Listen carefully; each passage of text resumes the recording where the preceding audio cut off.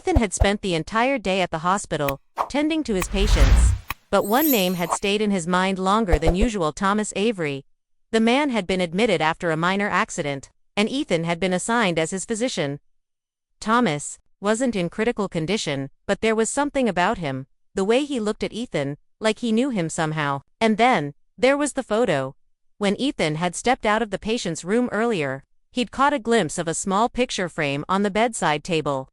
It was faint, but he could swear it was his wife, Claire, standing beside Thomas. Years ago, the image had burned into his thoughts all day.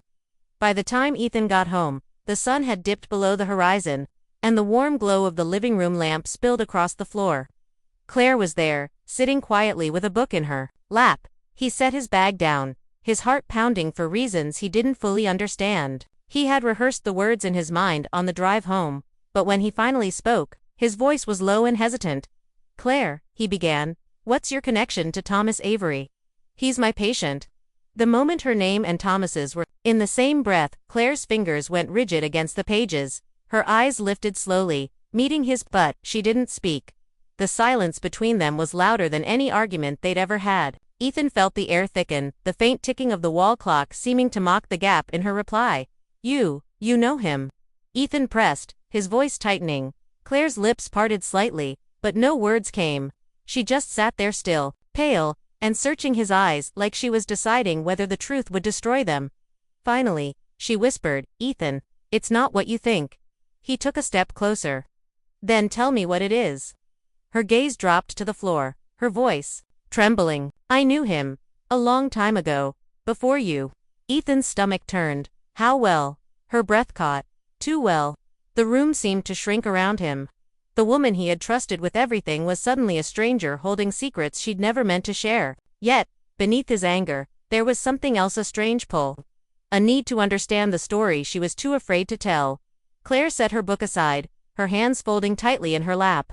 "Ethan, if I tell you, it's going to change everything. Between us," the words hit him like a cold wind. Part of him wanted to walk away, to let her keep whatever past she had with Thomas. But another part, stronger, sharper, demanded answers. He knelt in front of her, his eyes locked on hers. "Claire, we promised no secrets." Her voice cracked. "I didn't want you to know because I didn't want to lose you." The confession lodged itself deep in his chest. His heart was pounding so hard it almost hurt. He could see the fear in her eyes, the way she was bracing herself for his reaction. "Start from the beginning," he said softly, though his voice carried the weight of a demand. She hesitated, her throat working as though the words were heavy stones she couldn't lift. But when she finally began, her tone was low, almost fragile. "It was 10 years ago. Before I met you, I was living in another city, and Thomas..." She stopped abruptly, her head turning toward the window as if she'd heard something. Ethan followed her gaze, but all he saw was the night pressing against the glass. When she looked back at him, her eyes were wet. "Ethan, you have to promise me you won't judge me before you hear it all." He nodded slowly, though doubt gnawed him. "All right," he said. "Tell me." Claire took a deep breath, her hands trembling now. But before she could continue, the sound of a phone vibrating on the coffee table broke the moment. It was her phone. The screen lit up with a name. Thomas Avery. Ethan's breath caught. The name Thomas Avery glowed on Claire's phone screen like a quiet explosion between them. Ethan felt his pulse in his ears. He didn't move at first, neither of them did. The phone kept vibrating, the soft hum filling the tense air.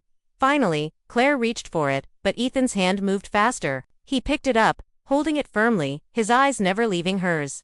"Ethan," she whispered, "please, give it to me." "Why is he calling you?"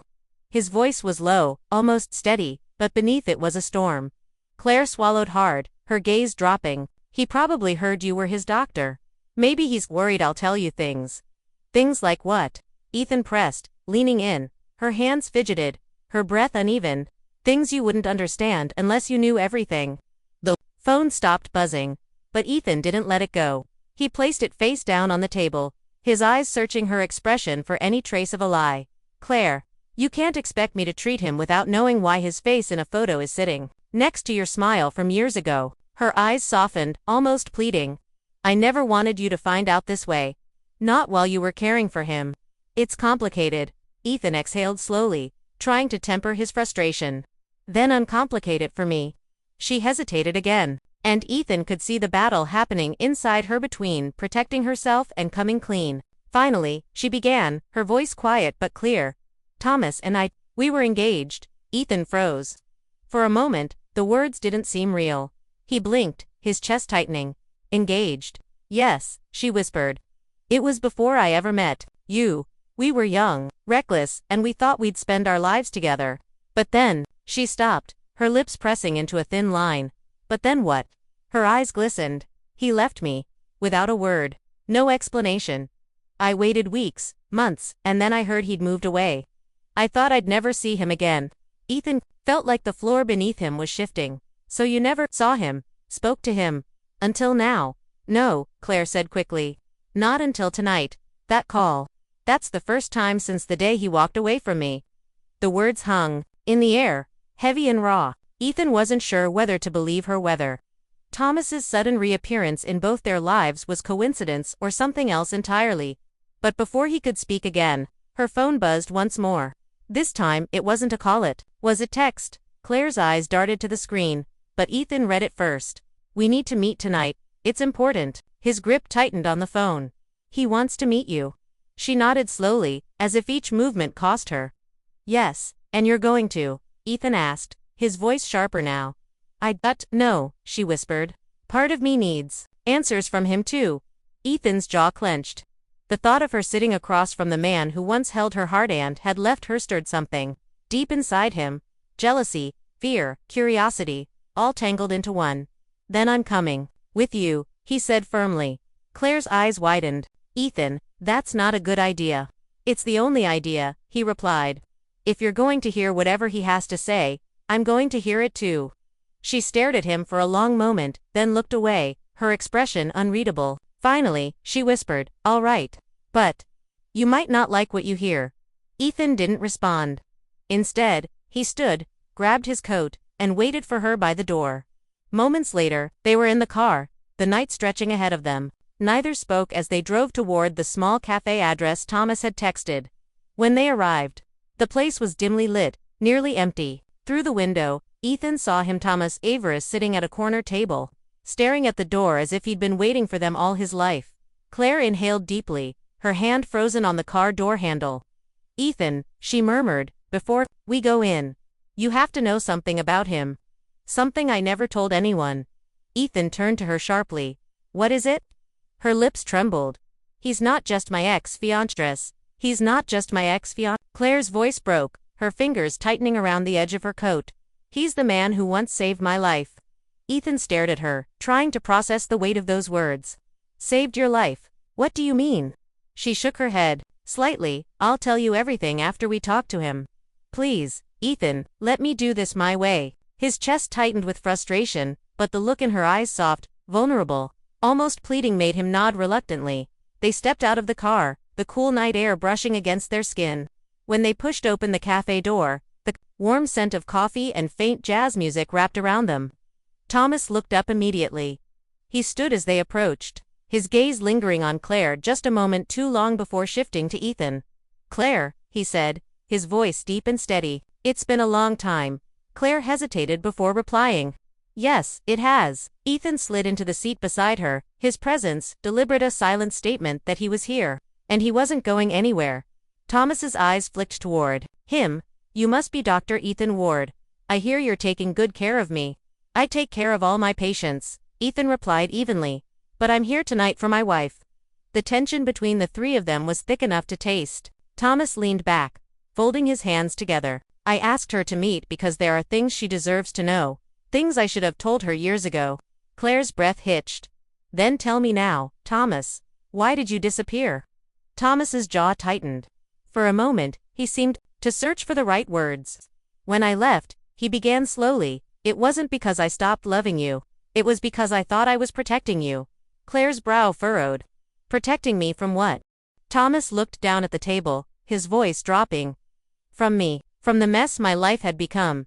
I owed people money. Dangerous people. I couldn't drag you into that. Ethan's eyes narrowed. So you left without a word. Do you have any idea what that did to her? I do, Thomas admitted quietly. And I've lived with that guilt every day. But there's more. He stopped suddenly, glancing toward the window as if checking for someone. When his eyes returned to Claire, they were more urgent. They're still looking for me. And if they know I'm here, you could be in danger. Claire's hand instinctively moved toward Ethan's, but she didn't pull away when he took it. You think I care about that? She said, her voice trembling.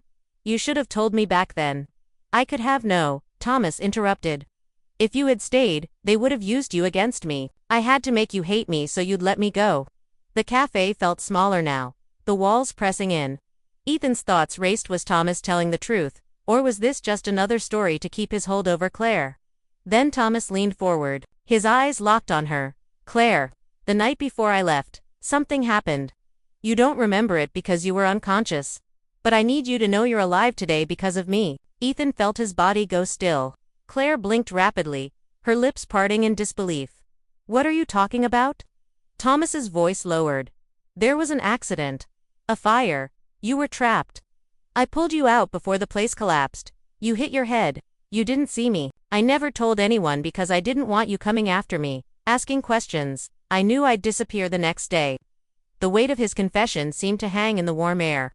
Claire's eyes glistened, her hand trembling in Ethan's grip. You should have told me, she whispered. Thomas leaned back, his expression unreadable. Maybe, but I'm telling you now because I don't know how much time I have left. Ethan's chest tightened. What do you mean by that?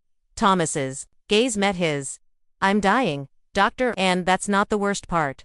I'm dying, Dr. Thomas repeated, his voice calm but heavy. And that's not the worst part. Ethan's eyes narrowed. Then what is? Thomas leaned forward, his gaze fixed on Claire. I have something to give you. Something I've kept for 10 years. But once you see it, you'll understand why I stayed away. Claire's breath caught. What is it? Thomas reached into his coat pocket, pulling out a small worn leather envelope. The edges were frayed, the flap barely holding together. He slid it across the table, toward her. With hesitant fingers, Claire opened it. Inside was a folded letter and a photograph, one she had never seen before. The photo was of her, lying in a hospital bed, a breathing mask over her face, hair singed at the edges. Her heart pounded as she stared at it. When was this taken? The night of the fire, Thomas said quietly. I stayed long enough to make sure you were alive. I took the picture because I needed proof for myself. Proof that you had survived. Claire's hands trembled as she unfolded the letter. Ethan watched her eyes dart across the page, the words soaking into her like drops of rain after a long drought. Her voice cracked when she began to read aloud. Claire, by the time you read this, I'll be gone. Not because I stopped loving you, but because my love for you is the only unselfish thing I have left. If I stay, they'll find you. If I go, you'll be safe. I'd rather live with the ache of losing you than risk your life. Claire stopped, unable to go on. Her vision blurred with tears. Ethan's jaw tightened. He didn't want to feel sympathy for Thomas, but he could see the truth in his eyes. You should have trusted her with the choice, Ethan said quietly. I couldn't, Thomas replied. Not then. Not when I knew what kind of people were after me, but now. His voice trailed off, his face pale. Ethan suddenly noticed the way Thomas's hands trembled. The faint wheeze in his breath. You said you're dying, Ethan said. What's wrong with you? Thomas hesitated, then looked directly at Ethan. Stage 4 cancer. They found it too late. Months, maybe less. And before I go, I need to put something right. Claire's hand moved to her mouth. Thomas. He gave her a faint smile, one filled with both sorrow and relief. I'm not here to take you back. I'm here to give you closure. And to ask for your forgiveness. Ethan felt a strange mixture of emotions: protectiveness for his wife, pity for the man across from him, and an unsettling curiosity about the depth of their past. Claire reached for her coffee cup, her fingers still unsteady. Thomas, if what you're saying is true, then why contact me now? Why not just fade away quietly? Thomas's expression darkened. Because I can't. There's something else you need to know. Something that's going to change the way you see me. And maybe even the way you see your marriage. Ethan's pulse quickened. What are you talking about? Thomas's gaze shifted between them, and for the first time, his voice carried a hint of fear. The people I was running from back then. They're still around, and they've been watching me, which means...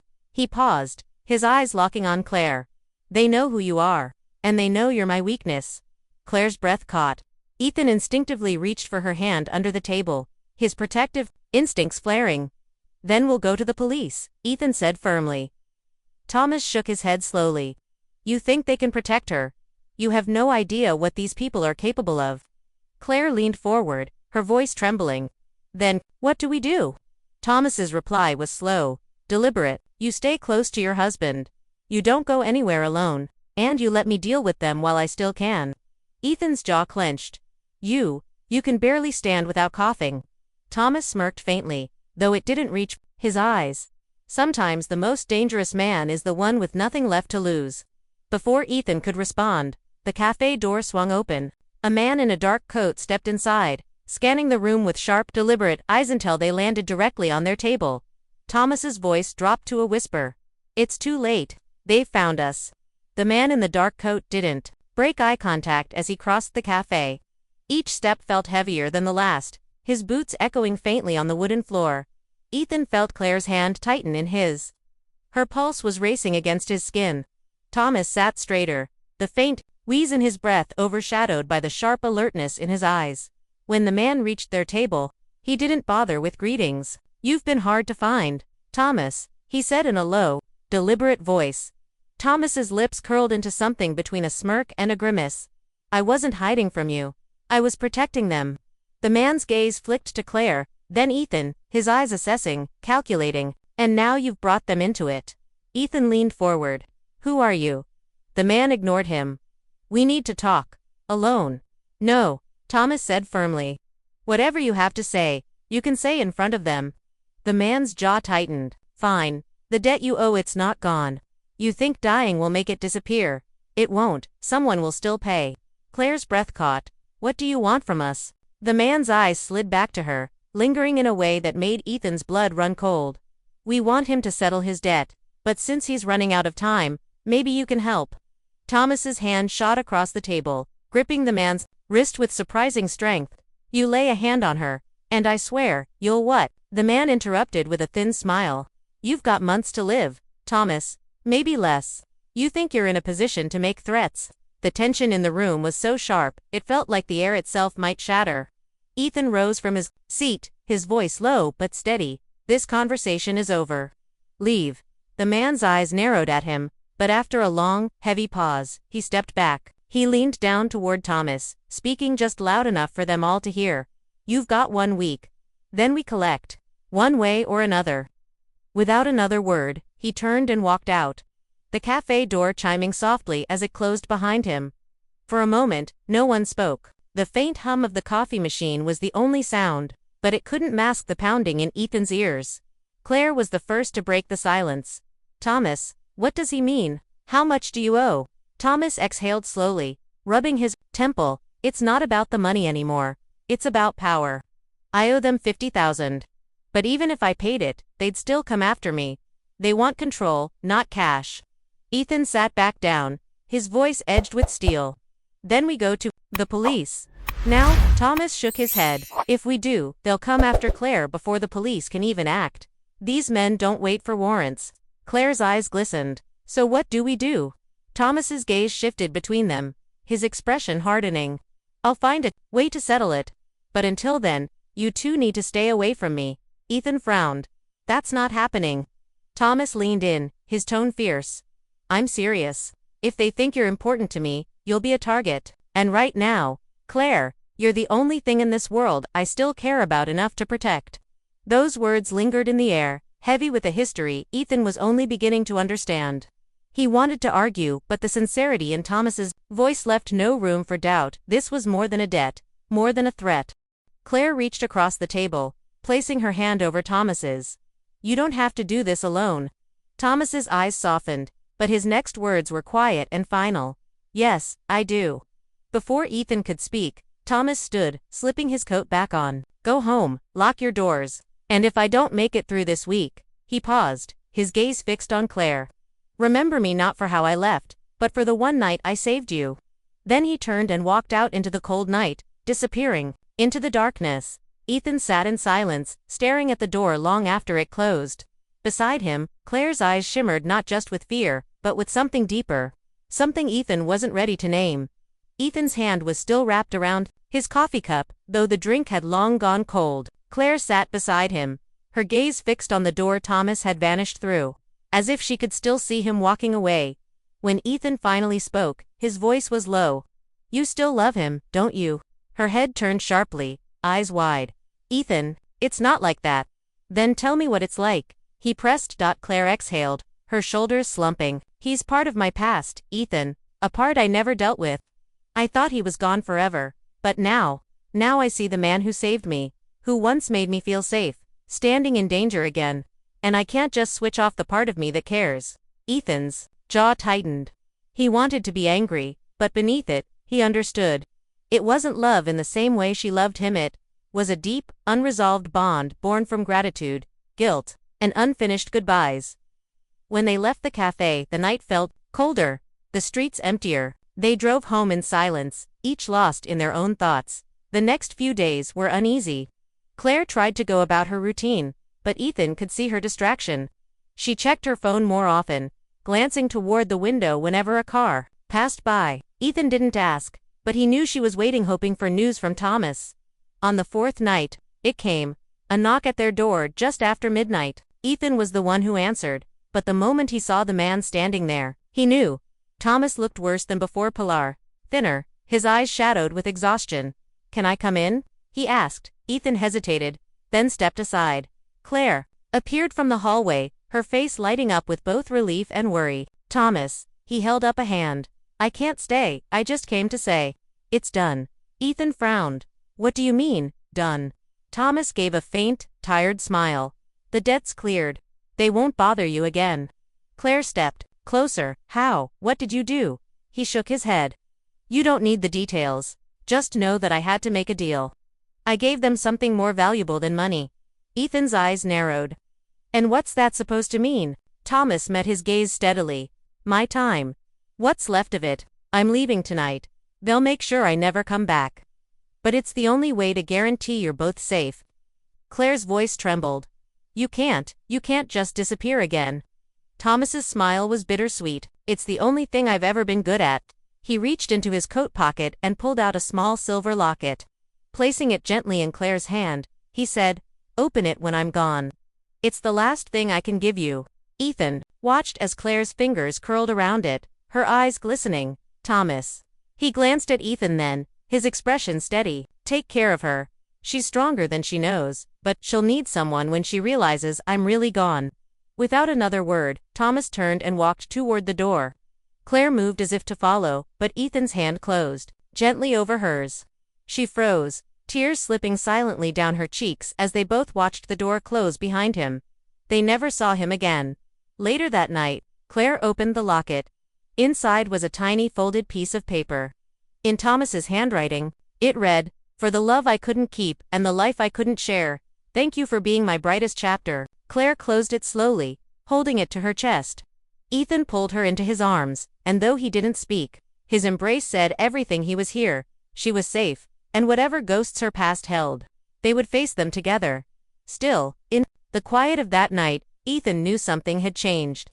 Not between him and Claire, in the way he feared, but inside her. A part of her would always wonder where Thomas had gone, and if he'd found peace before the end.